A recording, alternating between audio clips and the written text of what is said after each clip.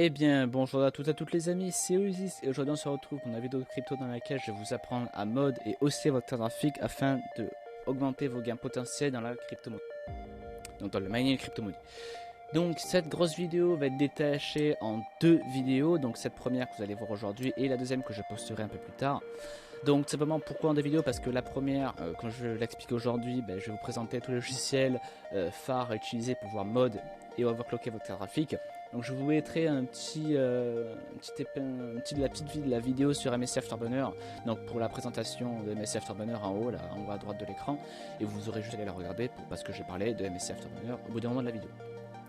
Et ensuite dans la deuxième, je vais seulement passer là sur mon banc d'essai. Donc c'est le banc sur lequel, enfin c'est le rig sur lequel je fais tous mes tests, mes crash tests, je teste mes nouveaux overclocking, mes nouveaux modes. Donc j'essaierai de me débrouiller pour vous enregistrer cette vidéo là, la deuxième vidéo, donc je pense que ce sera avec une autre caméra. Mais enfin, ce n'est pas ce sujet de la vidéo aujourd'hui. Donc la première chose, c'est que vous allez aller en description et cliquer sur le premier lien de la description. Donc c'est pour aller sur GPUZ, donc Tech Power Hub GPUZ. Donc GPUZ, c'est quoi?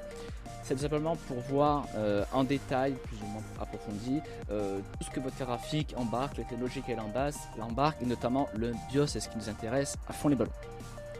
Donc avant toute chose, vous allez télécharger GPUZ et l'installer. Et vu que moi c'est déjà fait, je vais simplement pouvoir le démarrer. Donc GPUZ est extrêmement utile, comme je vous l'ai dit à l'instant, pour voir en détail tout ce que votre carte graphique elle embarque. Donc après à vous de vous intéresser bien sûr à ce logiciel là pour pouvoir le comprendre. Donc moi je vais vous apprendre à lire et à analyser GPUZ. Donc on va commencer vraiment par le haut. Donc on va essentiellement rester sur la fenêtre graphic card et Samsor, les autres ne nous intéressent pas trop, enfin dans notre cas ça ne nous intéresse pas trop. Donc il faut simplement commencer avec le nom de la carte graphique, donc c'est le GTX Nvidia GTX 1660. Donc simplement bien évidemment je ne mine pas sur ce type de PC là, pas du tout. Là c'est un petit PC pour faire 2-3 games de Forza et enregistrer les vidéos YouTube, donc rien de bien hallucinant. Donc ensuite bien sûr je ne saurais pas vous dire en détail toutes les cases de GPUZ, simplement parce que de 1 je ne le sais pas et de 2 ça m'intéresse pas dans mon cas moi précisément. Enfin dans les mining crypto-monnaie il y a des choses on a vraiment rien à faire, donc c'est vraiment pas utile dans notre cadre pour les apprendre. Donc bien évidemment on va tout simplement commencer au moins avec la base, donc au moins on sait le modèle du processeur graphique de la carte graphique, donc c'est le TU116. Ensuite là vous avez la technologie, donc 12 nanomètres, donc c'est en combien de la finesse de gravure de la carte graphique, donc c'est 12 nanomètres comme je viens de le dire. Ensuite vous avez la taille du size. Donc le die size c'est quoi? Ça peut être très intéressant si vous comptez watercooler ou customiser, enfin faire des watercooling custom de votre graphique. Donc là vous avez le en millimètres carrés bien évidemment. Par exemple la taille du processeur, vous avez déjà certains temps parlé, ça avait déjà un peu fait d'overclocking assez approfondi de processeur. Et en gros le die c'est la petite puce qui sort votre processeur et qui chauffe énormément, et c'est ce pourquoi on a besoin de le refroidir. Donc intéressant si vous comptez faire du watercooling sur votre carte graphique. Ensuite là vous avez la date de sortie de la carte graphique, donc le 14 mars 2019 si je ne me trompe pas, c'est mars oui. Ensuite vous avez les transistors, donc 6600 M, je ne saurais pas quoi vous dire quoi correspondent comme je dis plus tôt. Donc ensuite là vous avez le vendeur, donc c'est enfin le revendeur c'est MSI. Vous avez l'idée le device ID, et ensuite pas mal de choses qui nous intéressent pas, enfin toute cette partie là elle nous intéresse pas vraiment. Nous ce qui surtout nous intéresser c'est le type de mémoire GDDR5 micron, la taille de la mémoire, donc c'est bien sûr 1 mégabit, donc en octet c'est toujours 1024, ensuite on multiplie, donc bien évidemment ça fait 6144 mégabits, donc ça fait 6 Go. Ensuite là vous avez la driver version, donc ensuite et l'OS sur lequel la carte graphique tourne, donc moi je suis sur Nvidia 461,9 et le système est Windows 10 64 bits. Ensuite là de la dernière driver update, donc le 31 décembre 2020, là, le digital signature, donc WHQL de Nvidia bien évidemment, et ensuite là vous avez toutes les cadences actuelles de votre carte graphique. Actuelle ou d'origine, il me semble, voilà. Non, ça c'est les cadences par défaut, par exemple, et ça c'est les cadences actuelles de votre carte graphique. Donc si elles sont overclockées au mode, GPUZ vous le dira. Ensuite, pour finir, en bas, vous avez les technologies que votre carte graphique embarque. Donc, par exemple, c'est très utile pour voir, par exemple, si vous voulez acheter une carte graphique d'occasion, vous dites sur Le Bon Coin ou autre, hein, vous allez voir le vendeur, vous lui demandez qu'il installe GPU-Z et il vous un petit screen, une petite photo de GPU-Z et ça vous dira très clairement qu'est-ce que la carte graphique et si c'est une fake ou non. Donc justement, juste après que je vous ai présenté la carte graphique, je vais parler un petit aparté de 30 secondes sur les fakes.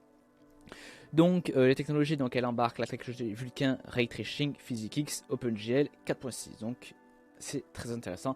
Donc vous voyez qu'il ne faut pas forcément des RTX 2000 ou 3000 pour avoir ta RTX. Par exemple, ma 1660, c'est une GTX, mais une GTX de dernière génération entre guillemets, et elle fait le Ray Tracing. Ensuite, pour revenir très rapidement au fake carte graphique, donc je vous ai préparé une petite capture d'écran. Donc là, c'est simplement une personne qui s'est retrouvée dans le cas d'une carte graphique fakée par exemple. Donc à votre gauche, j'avais une carte graphique d'origine non fakée. Donc c'est une 1070 Ti, donc vendue par Colorful. Donc vous voyez après, quand je viens de la prendre, vous voyez un peu les fréquences de base. Donc vous voyez par exemple qu'elle n'a pas du tout la 1070 et la 1080 n'ont pas du tout le ray tracing comparé à la 1660. Bref, et à votre droite, vous avez une fake 1650 Ti. Donc, ça, dans ce cas-là de droite, c'est ce qui se passe en général si vous achetez votre carte graphique aussi bien pour le gaming que pour le mining, mais surtout dans le mining, il y en a vraiment de plus en plus de fake. Donc par exemple, qu'est-ce qu'une fake? C'est par exemple une personne ou un revendeur qui revend des prix qui défient entre guillemets la concurrence. Donc je ne citerai bien évidemment pas de nom dans cette vidéo pour ne pas m'attirer de problème. Donc par exemple, la personne ou le revendeur va vous prendre une GTX 460 qui est rincée, qui est morte, qui est très vieille, qui est dépassée, archi dépassée sur tous les points, et vous par exemple vous modifiez votre carte graphique, pas seulement le BIOS, c'est un peu plus loin notamment, et la faire passer pour une GTX 1050 Ti, pardon. Alors dans ces cas-là, il y a deux gros, dont un très évident, hein, deux gros problèmes, dont un très évident, c'est que le premier, vous croyez acheter et vous achetez au prix d'une 1050 Ti alors que c'est pas du tout ça, c'est une 460. Et le deuxième, c'est que votre PC va croire que vous avez une 1050 Ti avec notamment 4 Go de RAM, alors que pas du tout, et que par exemple si c'est une 460 et sa plus forte version, il me semble qu'elle est dans 2 Go de RAM, de VRAM pardon. Donc votre PC, votre Windows, votre OBS, ce que vous voulez, n'importe quel PC va croire qu'elle a 4 Go de RAM. Elle va tenter d'aller au-delà des 2 Go de RAM de ce pourquoi votre carte graphique est conçue, et dans le meilleur des cas va blue screen, va crash, ou dans le pire des cas, elle va complètement faire péter votre carte graphique, et là vous prenez votre carte graphique et vous la baignez à la poubelle des charges. Donc faites très attention, n'hésitez pas à demander des captures d'écran de Tech Power Up, de GPU-Z, et en général c'est assez compliqué de bypass, enfin de tromper GPU-Z, même si dans certains cas on va dire que les arnaqueurs sont assez forts pour tromper ce type de logiciel là, même si ça reste quand même d'un niveau assez non négligeable, on va dire. Bref, pour retourner sur GPU-Z, je vous présenterai très rapidement la catégorie sensor. Donc la catégorie sensor, c'est simplement tous les capteurs utiles à comprendre de GPU-Z. Donc elle vous donne les infos basiques, hein, la memory clock, le GPU clock pardon, la memory clock, la température du carte graphique, les fan speed, en pourcentage et en RPM, la mémoire utilisée de la carte graphique, enfin qui est utilisée sur la carte graphique. Moi vu que je suis en train par exemple d'enregistrer avec OBS et que j'encode sur ma carte graphique, vous voyez que là OBS utilise 648 mégabits sur la charge de la carte graphique, et ensuite là la charge en pourcentage, donc de 17%. Donc ensuite Tech Power Up GPU-Z est extrêmement utilisé par les mineurs notamment. Pourquoi? Simplement parce que GPU-Z est un logiciel qui marche et qui a très bien marché grâce à sa communauté qui est super active. C'est que par exemple le GPU-Z a sorti son logiciel, et notamment avec l'option d'une banque de données. Donc cette banque de données là, par exemple, je vous montre un exemple très simple. Là à côté de votre carte graphique, vous voyez qu'il y a un petit bouton lookup, pareil que ici, pareil que là. Et il y a plein de gens, des gens lambda comme vous et moi, qui ont pris 30 secondes de leur temps pour envoyer le modèle de leur carte graphique d'origine de la carte graphique. Donc là, ça vous donne vraiment beaucoup plus en détail ce que embarque votre carte graphique. Donc par exemple, si vous voulez Donc par exemple si je regarde, donc par exemple là je vous ai pris la très connue en ce moment, très cotée, les Nvidia RTX de 3ème génération, donc les 3000. Donc par exemple là dans le cas, j'ai vraiment pris un extrême, hein, mais voilà, donc c'est la 3090. Donc là, il vous donne tout en détail, même des petits benchmarks par moment, dans toutes les résolutions qu'elle peut supporter, tout ce qu'elle embarque. Donc c'est vraiment très utile pour avoir, entre guillemets, un guide d'achat, forcément pas un guide d'achat, mais vous voulez vraiment savoir à mort, vous documenter à mort sur la PC que vous voulez acheter, notamment la carte graphique. Par exemple, GPU-Z, dans cette base de données, ils ont forcément obligé votre carte graphique. C'est très rare qu'ils ne proposent pas votre carte graphique. Donc là vous voyez par exemple toutes les bases clock, les fréquences boostées, et encore j'en passe, je vais pas m'attarder dessus. Bref, pour revenir à notre petit GPU-Z et ce pourquoi on va l'utiliser, c'est la catégorie, la ligne BIOS. Alors moi je vais pas commencer à extraire le BIOS, sinon je vais faire crash mon OBS. Donc petit disclaimer que j'ai oublié de faire, excusez-moi, c'est vraiment sorti de la tête. Vous ne pouvez pas BIOS mode une carte graphique Nvidia dans le mining. C'est seulement et purement de l'overclocking, de la finesse, très bon overclocking qui va faire augmenter vos gains. Donc c'est pour ça que la deuxième vidéo, je vais la faire. C'est que votre carte graphique, je la ferai sur un rig de test, donc c'est un RX 570 de 8Go, donc de Asus RX Rose. Bref, je vous ferai pas en détail, cette vidéo ce sera dans la prochaine. Et là je vous montrerai vraiment comment mode la carte graphique en détail. Tout ça. Donc par exemple là je vais vous chercher par exemple le BIOS pour vous montrer à quoi ressemble un BIOS. Donc bien sûr je pourrais pas l'ouvrir. Donc vous voyez donc VGA BIOS Collection. Je vais dire que je cherche une carte graphique de type Nvidia. Je vais dire que je cherche tout simplement une carte graphique de MSI. Que ma carte graphique est une GTX 1660 et ensuite notamment voilà la voici. Donc voilà, j'ai trouvé par exemple moi mon BIOS mode pour ma GTX 860. Donc surtout vous foirez pas sur les BIOS, parce que si vous foirez un BIOS graphique vous la prenez, vous la jetez à la poubelle, mais ça j'en parlerai juste après. Donc voilà, par exemple là on a le BIOS d'une GTX 1660 6 Go. Par exemple vous pourrez le télécharger par exemple comme ceci. Vous allez avoir un fichier ROM et ensuite dans votre logiciel qui permet de flash, donc vous pouvez déjà télécharger pour faire un test. Et par exemple si vous voulez flash votre petite 1660, là vous le téléchargez, il va vous demander un ROM, donc et là ensuite vous prenez votre petit mode et voilà. Donc bien évidemment, vous ne trompez pas sur le mode que vous allez mettre. Certes, vous pouvez trouver des BIOS compatibles. Donc en description, je vais vous mettre la chaîne YouTube d'une personne qui s'appelle Goodwin, qui simplement lui va vraiment beaucoup plus loin, au cœur de la carte graphique, vraiment très fort ce jeune homme là. Et par contre, il va vous défaker une carte, donc comme je vous ai parlé là, il va vous la défaker. Donc, et ensuite il va par exemple notamment faire l'option faille de compatible BIOS. Donc si vraiment vous tuez, vous ingurgitez un masse de choses sur les BIOS mode, je vous conseille d'abord aller voir ma vidéo et ensuite sa vidéo.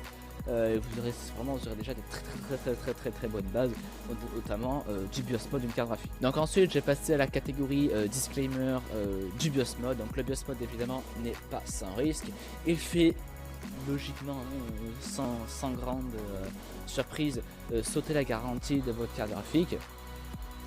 Donc pour vous faire une petite comparaison, le BIOS mode c'est comparable à une reprogrammation de voiture.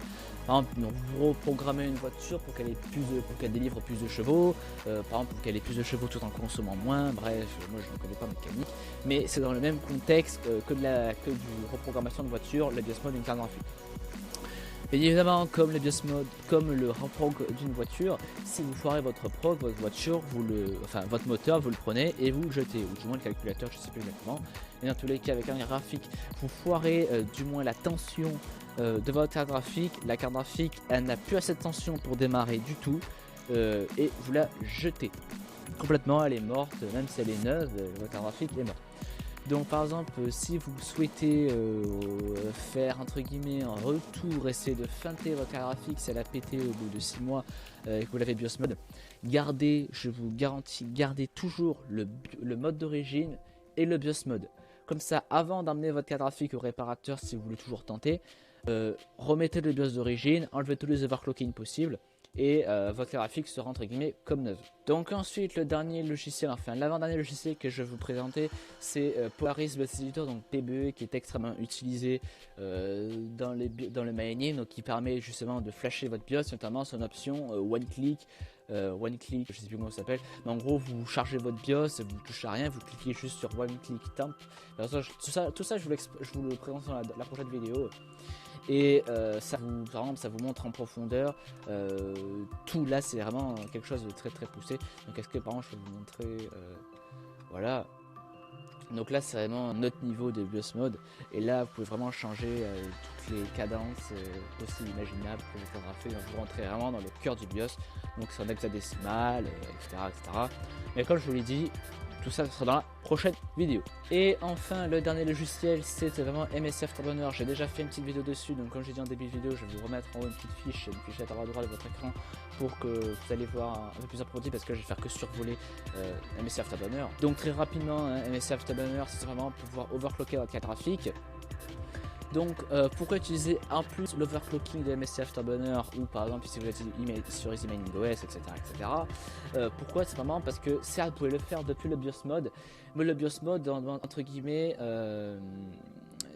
du temps en plus, parce qu'il crée votre carte dans un logiciel type PBE que je vais présenter juste avant. Ensuite, que vous changez les valeurs, que vous mettez sur ATI Flash, que vous redémarrez votre carte. Donc vous voyez que vous perdez à chaque fois 5 minutes.